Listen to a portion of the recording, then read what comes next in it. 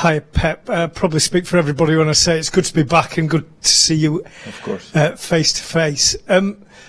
What is your view ahead of this game against West Ham, having played so well against Paris Saint-Germain in midweek? Do you feel as though your team is reaching the highest level of the season so far? Well, as a different competition, but we are incredibly happy and delighted to be in the last 16 in the Champions League. In this part of the season is not to be far away from the top of the league in the Premier League, and especially go through in the group stage. And every time group stage is more difficult for everyone. And now allow us to be completely focused in the Premier League. In the previous season, always we were focused in the Carabao Cup, but now we are out, so just Premier League until, I would say, January start the Cup, FA Cup, but especially February there. And we know the Premier League, what does it mean? The 4 Premier League teams are in the last 16 and doing incredible group stage, all of them, and we know which team are going to face. They have doing incredible well this season. Last season, I think, last season at home was the game like we deserved to don't win the game was against West Ham when we play here. They were much better. We won for 2 actions, but they were better than us. And last season qualifying in the Europa League. Now look what happened in the Europa League this season, have done, and in the Premier League as well. So we know how difficult it will be, but at the same time it's a new challenge, a new opportunity to show ourselves we can be consistent in our performance. And yeah, we are going to try. It was about this time last season that you started to go on that really, really long run that took you to the title. It's probably not easy to predict that your team's going to win 15, 16, 17 games in a row, but do you feel as though you're in the same space, in the same position in your minds that you can generate that momentum? Listen, I am so... I had the feeling as a manager, like before the game, never count what we have done 3 days ago is going to happen tomorrow. I face the teams in a completely different way, in terms of like, it's a new opening and never. I would like to predict you are going to win incredible run of games. It's impossible. I cannot assure you. So I don't know what's going to happen. Not even on Sunday at 2 p.m. against West Ham. So what I want is the team still consistent, satisfied, congratulate ourselves what we have done in this group stage, playing incredible well all games, and now continue our rhythm. And we lost in penalties against West Ham. We know all the players. I think they know exactly how strong they are. And that's what you have to do. And after next one, Aston Villa, and after next one. Against Watford away, 2 games away, and continue in that way. And after, depends on our performance, we'll dictate how we are. We'll go to James Cole from Sky on the screen, please. Hi Pep, what's your injury news out of the weekend? Is it Phil Foden or Jack Grealish likely to be fit? They are training individual. They are much better, especially Phil. But right now, I don't know. Today is day off. Tomorrow we train in the morning. We will see how they feel. We don't take risk. But hopefully they come back soon. So last game against Paris Saint-Germain, we were 70 players, 15 the first team. McAtee, James and Cole Palmer help us, so just 15 players. In this amount of games we need, as soon as possible, they can come back to help us. It's been a turbulent week for your Manchester rivals, but it looks like they found a short-term boss with Ralph Rangnick set to be appointed. I just wonder what you made of that news. Are you expecting a different United under him? Is it confirmed? No? No confirmed. Speculations. Do you know much about him? Personally, no. I spoke once in my lifetime by phone. I never met him, but I know he makes an incredible job in organization Leipzig, Red Bull Salzburg, and yeah, I have a big experience. In Germany is incredible, well known, but personally I didn't met him. Lars Konecka could be his assistant. You know him, though. You worked with him at Bayern. Could you give Who? potentially that give you an insight into how they would play? Could you repeat the second name? Sorry, James. I heard Lars, but I didn't catch the second name. Lars Ganeka. Okay. But do you think United... Listen, I can listen. The last 10 days maybe was 20 names about possible manager for Man United. So I cannot speak for each one. We'll take maybe this afternoon. We have to take a nap. So we'll spend 3 hours to answer all the possible candidates to be Man United. So when the moment will be appointed, in that moment, if you ask me the opinion, I will my answer. So now, I don't know. Now Michael Carrick is a manager for Man United. And that is the only I'm concerned. What's Mickey Gray, Talk Sport on the screen, please? Hi, Pep. Pep, with your team playing so well at the moment, how difficult is it for you around the Christmas period for the players that are not playing regular? How difficult is it to keep those players happy? They are happy. There's no secret for that. So they want to play, and sometimes I don't allow them, but they have to fight. I know them quite well. It's 6 seasons. It helps a lot to know the people perfectly. They know me, we know them, so it's not a problem. They are exceptional, nice guys. I know they are sad, but always there is a line that cannot be crossed, and they don't cross them. So this is important thing. So we have to continue to have a good environment inside. Always it was like this, and I completely understand. I was a football player, and I was not playing. I was not happy, so I understand completely. But in the same time, the way they train, the way they have the minutes to play, and the season is too long, and everyone is going to play. So Alex didn't play much in the last games, and in the decisive game for us, he played. And he played really well in a position that maybe is not natural with us, but maybe with national team is more common. And I'm not going to speak for Fernandinho, for example, to put an example, how he's incredible professional, and now he's not playing because Rodri is playing in incredible high standards, but Dino will be so important. He has to prepare himself because we will need him like we need him last season. So this is not a problem. Go to Dave McDonald in the room, please. Hi Pep. Raheem didn't score, I think, for 12 games. He's now scored in his last three games for you. What do you put that down to? Is it a confidence thing? Do you think he's just sharper in front of goal? As his manager, how do you see that return to scoring for him? I'm so glad for him. Help us. That's for sure.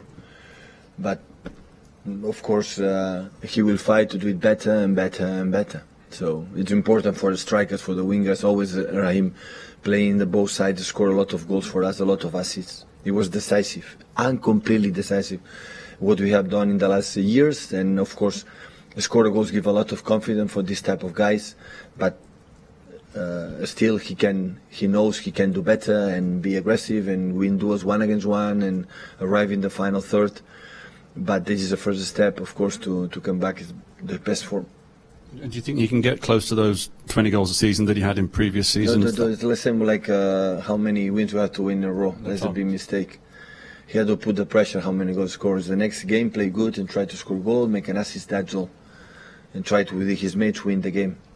The numbers today is the stats and numbers, the individual prices, individual awards, and that is contaminate what does it mean a team, a group. And the group is everyone, and everyone make a contribution, offensive, defensively, for the team winning games. And after, at the end of the season, see how many goals to score, how many clean sheets have done, how many good save have done.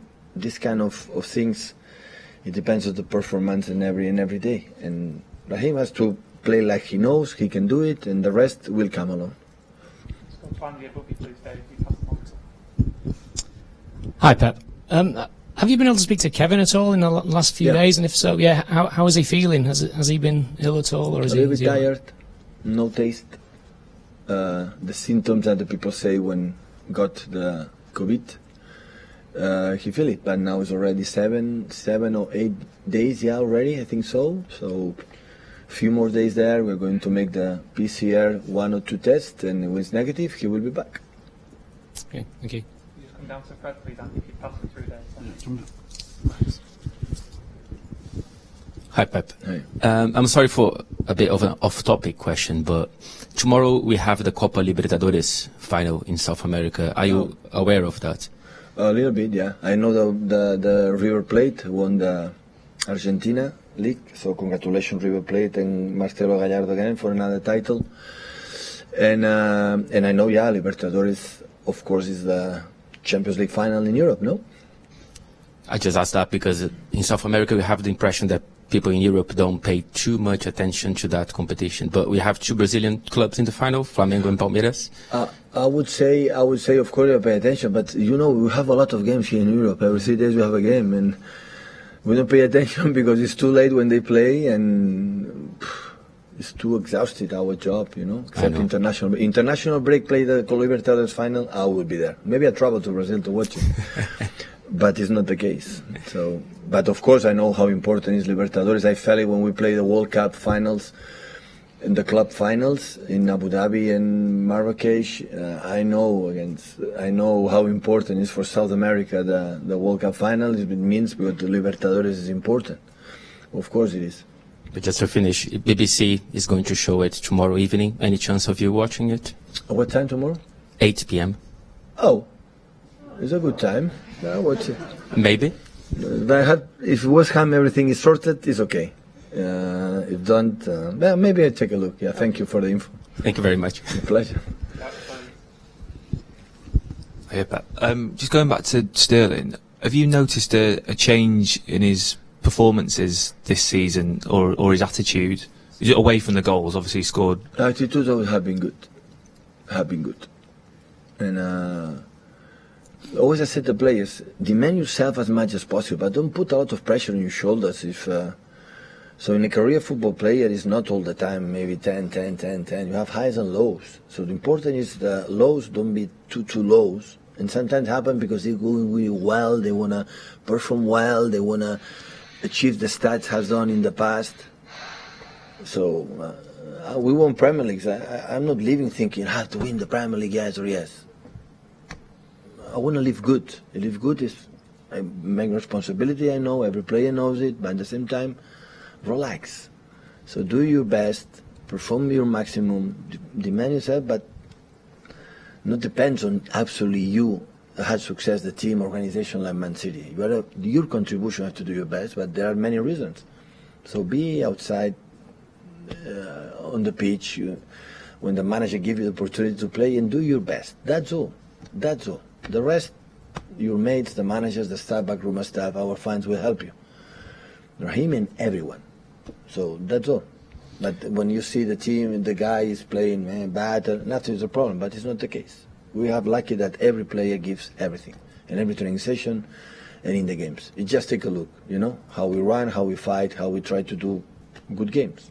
And that, it's enough. Do you think with players, and there's quite a few in your squad that have performed consistently well for so long at that level, do you think that sometimes they find it difficult themselves when they drop off slightly?